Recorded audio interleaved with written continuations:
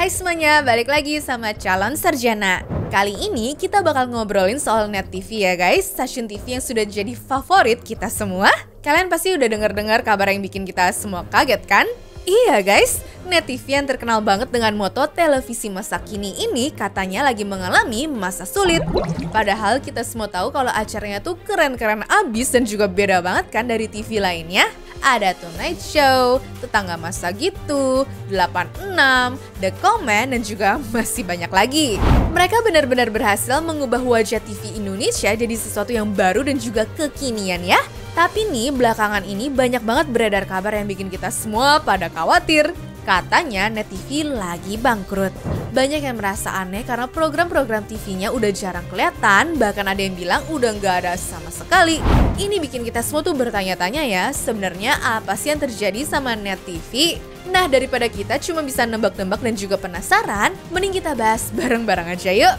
Hai, aku Jenny dari Calon Sarjana, dan kali ini kita bakal ngupas tuntas tentang Net TV yang belakangan ini jadi bahan omongan banyak orang. Kita bakal cari tahu apa aja sih yang sebenarnya terjadi, kenapa bisa begini, dan gimana nasib Net TV ke depannya guys.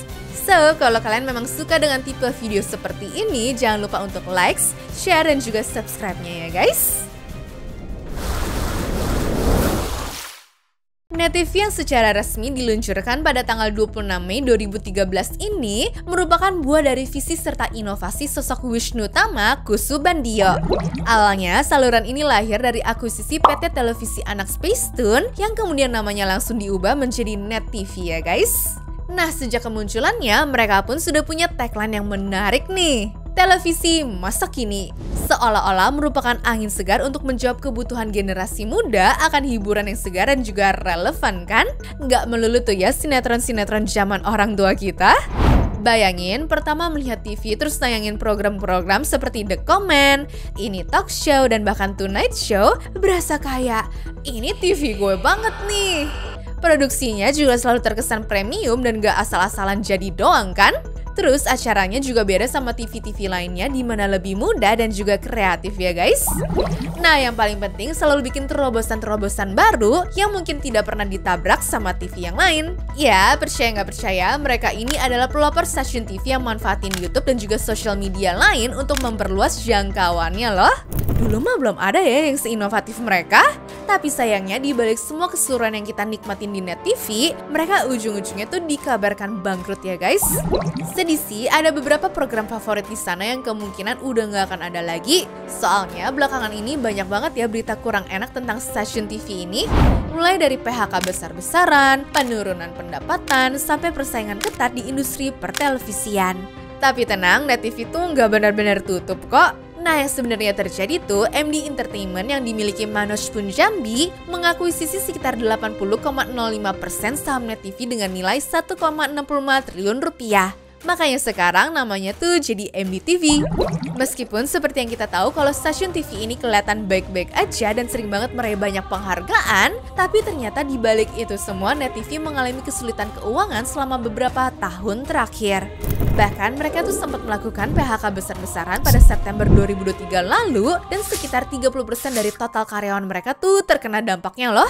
Keputusan ini diambil sebagai respon terhadap kebijakan pemerintah mengenai transisi dari siaran TV analog ke digital, yang ujung-ujungnya mengurangi kebutuhan sumber daya manusia di beberapa lini kerja dan juga menciptakan peluang efisiensi.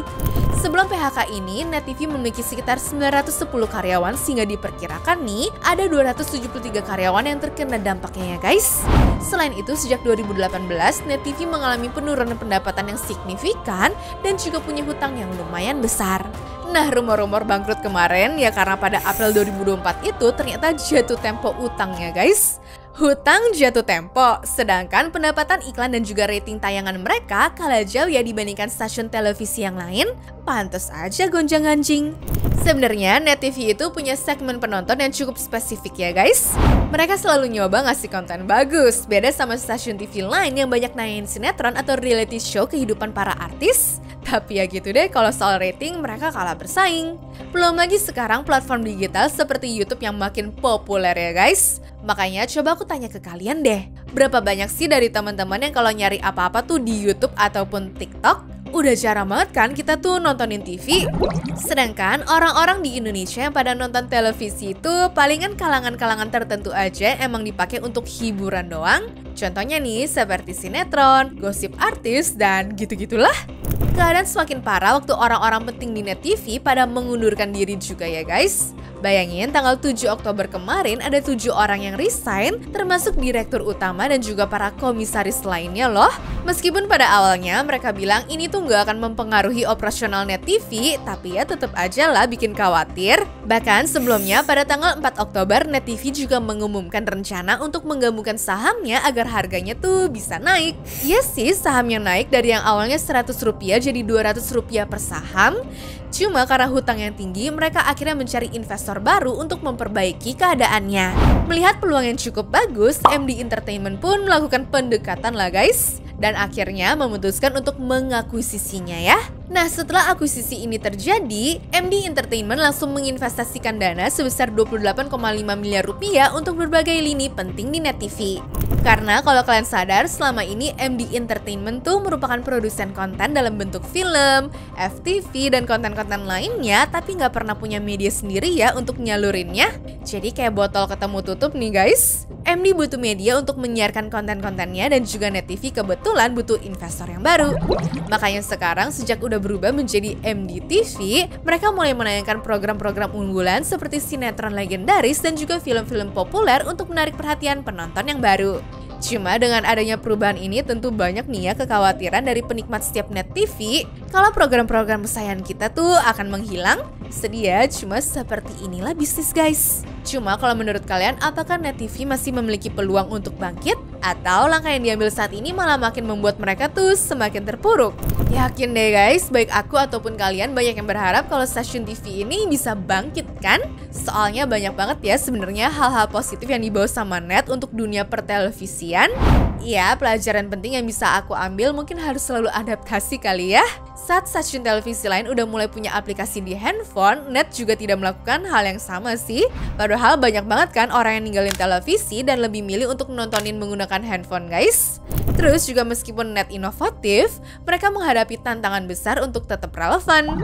Kontennya yang bagus-bagus begini otomatis membuat biaya yang dikeluarkan pasti lebih tinggi karena fokusnya ke kualitas konten dong. Tapi saingan mereka ternyata lebih memahami selera pasar di negara kita, termasuk sinetron-sinetron ini.